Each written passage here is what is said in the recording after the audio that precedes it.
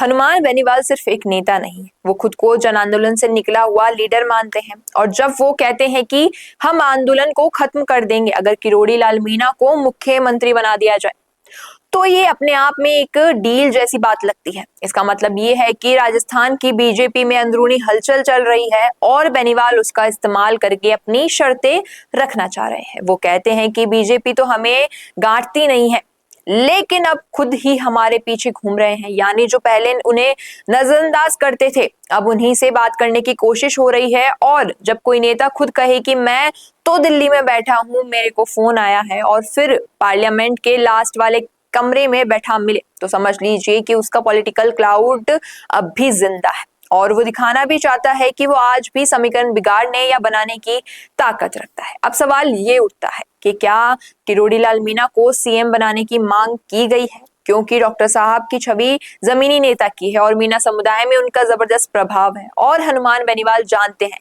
कि अगर वो किरोड़ी बाबा के नाम पर सियासी दाव खेलते हैं तो उन्हें दोहरा फायदा मिल सकता है। एक तरफ बीजेपी को दबाव में ला सकते हैं, दूसरी तरफ अपनी खोती हुई लोकप्रियता को फिर से हवा दे सकते हैं। क्योंकि सच ये भी है कि खिवसर का चुनाव हारने के बाद उनकी साख को झटका लगा है और फिर से अटेंशन पाने की कोशिश में है।